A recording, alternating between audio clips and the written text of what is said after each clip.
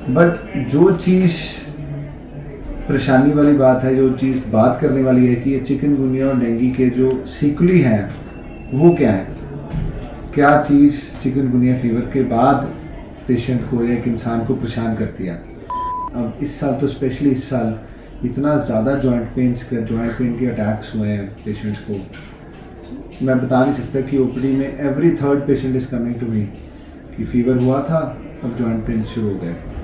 अब इसको हम लाइटली नहीं लेना चाहिए हमें एक्चुअली, क्योंकि अगर इसका हम टाइमली इन्वेस्टिगेशन करके या टाइमली टेस्ट करके और इसका अगर टाइमली इलाज नहीं कराते तो ये लेटर ऑन बाद में एक गठिए का रूप ले लेता है। अगर हम बात करें कि होम रेमेडीज़ की या कुछ ऐसी चीज़ें हम करें कि ये हो ही ना, या ऐसी चीज़ें हमें जॉइंट पेन्स ना हो।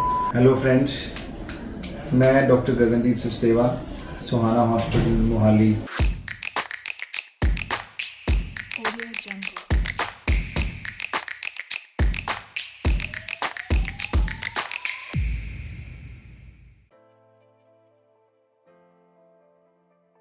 आज मैं आपको कुछ चिकनगुनिया फीवर या उसके सीक्वली के बारे में एज एन ऑर्थोपेडिक सर्जन और as a joint replacement surgeon कुछ इन्फॉर्मेशन शेयर करना चाहता हूँ।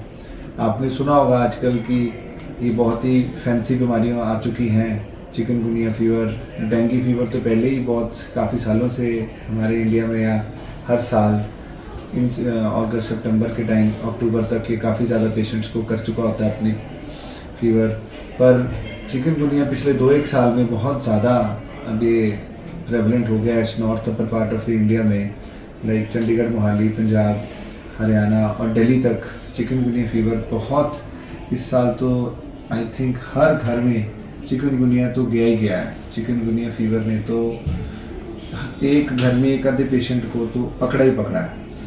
बट चिकनगुनिया फीवर तो ठीक है, इट्स लाइक अ फीवर, वो उसका इलाज है। जैसे डेंगू फीवर है, उसमें प्लेटलेट्स कम होते हैं, हॉस्पिटलाइज होता है पेशेंट, हॉस्पिटलाइज के बाद उसको ब्लड भी चढ़ता है, ठीक भी हो जाते हैं। 99% जो इसका क्योर रेट है, पेशेंट ठीक होकर घर भी चले जाते हैं। सिमिलरली चिकनगुनिया फीवर में भी बहुत हाई ग्रेड फीवर होता है और उस 2-3 दिन के अंदर फीवर जो है कम आना शुरू हो जाता है और जो एक नॉर्मल वायरल फीवर की तरह ही ठीक हो जाता है। बट जो चीज़ परेशानी वाली बात है, जो चीज़ बात करने वाली है कि ये चिकनगुनिया और डेंगू के जो सीक्वली हैं वो क्या है। क्या चीज़ चिकनगुनिया फीवर के बाद पेशेंट को या एक इंसान को परेशान करती है। वो अगर आप एज ए ऑर्थोपेडिक सर्जन या जॉइंट स्पेशलिस्ट मैं बात करूँ कि आज जैसे अब सर्दियों का मौसम आ गया तो इस टाइम पे पेशेंट्स के वैसे ही जॉइंट पेन्स बढ़ जाते हैं। बट हम लोग जो अपनी ओपीडी में देख रहे हैं कि अगर मैं अपनी बात करूं, मैं डेली के 100 के आसपास रोज़ ओपीडी पेशेंट देखता हूं, तो उसमें से एवरेज 20 से 25 पेशेंट एवरी डे मेरे पास पोस्ट चिकनगुनिया जॉइंट पेन से आ रहा है, जिसको हम कहते हैं पोस्ट वायरल आर्थराल्जियास या फिर पोस्ट वायरल आर्थराइटिस। ये एक बीमारी जो पोस्ट वायरल आर्थराइटिस है वो बहुत रेयर देखी जाती थी। आज से 10 साल पहले अगर मैं बात करूँ तो कोई 1-2 कभी कभार कोई पेशेंट आते थे ऐसे कि जिसको पहले फीवर हुआ, फीवर के बाद कुछ उनको जॉइंट पेन स्टार्ट हो गई। बट नाउ डेज अब इस साल तो स्पेशली इस साल इतना ज़्यादा जॉइंट पेन के अटैक्स हुए हैं पेशेंट्स को, मैं बता नहीं सकता कि ओपीडी में every third patient is coming to me कि फ़ीवर हुआ था, अब जॉइंट पेन शुरू हो गए। अब इसको हम लाइटली नहीं लेना चाहिए हमें एक्चुअली। लाइटली का क्या मतलब है कि हमें जब पेशेंट को फीवर के बाद जॉइंट पेन शुरू हो जाती है तो पेशेंट यूजुअली होम रेमेडी करते हैं। तो होम रेमेडी कर सकते हैं, बहुत सारी ऐसी एंटीऑक्सीडेंट्स, एंटी इन्फ्लेमेटरीज हमारी डाइट के अंदर होते हैं जिनको हम लेकर अपनी जॉइंट पेन्स को ठीक कर सकते हैं। बट अगर होम रेमेडी से नहीं ठीक होता तो तुरंत ही आपको अपने फिजिशियन या ऑर्थोपेडिक सर्जन को दिखाना चाहिए, क्योंकि अगर इसका हम टाइमली इन्वेस्टिगेशन करके या टाइमली टेस्ट करके और इसका अगर टाइमली इलाज नहीं कराते तो ये लेटर ऑन बाद में एक गठिए का रूप ले लेता है। एक जॉइंट पेन्स के जैसे हम बोलते हैं आर्थराइटिस, रूमेटॉइड आर्थराइटिस या गठिया, ऐसी बीमारी बन जाती है बाद में। फिर ऐसे मरीज सालों भर आपकी ओपीडी में आते रहते हैं, सालों भर ये जोड़ों की दर्द के मरीज बन जाते हैं, ये क्रॉनिक इलनेस बन जाती है। जो बीमारी जिसका इलाज है टाइम पे तो उसका इलाज कराना चाहिए।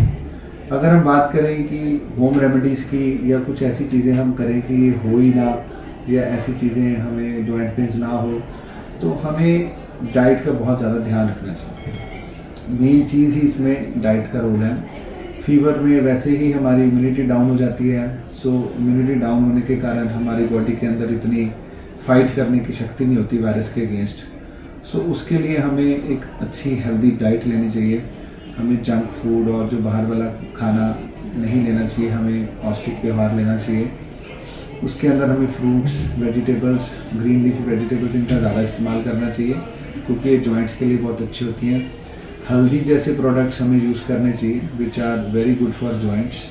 कुरकुमिन करके इनके अंदर होता है जो which is an antioxidant as well as an anti inflammatory for the joints. वो जॉइंट पेन्स को ठीक करता है। गार्लिक का यूज़ करना चाहिए। Garlic is very good for your joints. ये कुछ ऐसी चीज़ें जो हमारी मदर्स, हमारी ग्रैंड मदर्स, हमारी वो जो बताते होते हैं कि ये चीज़ों खाने से हमारे जो जोड़ों की दर्द ठीक रहती है, हमें वो ज़रूर फीवर के दौरान और फीवर के बाद ऐसी चीज़ों का सेवन करना चाहिए। बट इनफैक्ट अगर उसके बावजूद हमारी जो पेन्स नहीं ठीक हो रही, तो आई थिंक हमें इमीडिएटली अपने डॉक्टर के पास जाना चाहिए और इसका इलाज कराना चाहिए। और इलाज की अगर मैं बात करूं तो इसका इलाज भी डिफरेंट टाइप्स का है। हम अपने एक बार पेशेंट्स के, हम जो हमारे पास ओपीडी में आते हैं, उनके पहले हम टेस्ट करते हैं। टेस्ट से हम पहले ये पता करते हैं कि जॉइंट्स में किस मात्रा तक का, किस लेवल तक का जो जॉइंट पेन्स है या आर्थराल्जिया है वो डेवलप हो चुका है। और अगर बहुत ज़्यादा डेवलप हो चुका है तो फिर हम उनको इंजेक्शंस के राही एडमिट करके इनका जॉइंट्स में से वो जो इन्फ्लेमेशन है वो निकालते हैं। इन केस वो इतना नहीं है तो हम आउटडोर बेसिस पे, ओपीडी बेसिस पे मेडिसिन देकर हम उनकी जो जॉइंट पेन्स हैं वो ठीक कर देते हैं। With in 10 to 15 days usually most of the patients they get all right. 90% of patient 10-15 दिन में कम्प्लीटली क्योर हो जाते हैं। कुछ 10% तक पेशेंट है जिनको महीना 2 महीना तक मेडिसिन लेनी पड़ती है, क्योंकि उनको अगर वो प्रॉब्लम ज़्यादा होती है। But this is 100% curable disease, ठीक होने वाली बीमारी है, प्रोवाइडेड कि आप इसका टाइमली इलाज करवाएं। सो आज हम लोगों ने चिकनगुनिया और डेंगू के बारे में, एक उसकी जो जॉइंट पेन्स के रिलेटेड में जो उसकी सीक्वली जो कॉम्प्लिकेशंस या उसके जो साइड इफ़ेक्ट्स के बारे में ओवरव्यू हमने दिया आपको, और हमने आपको मेन जानकारी उसके बारे में बताई।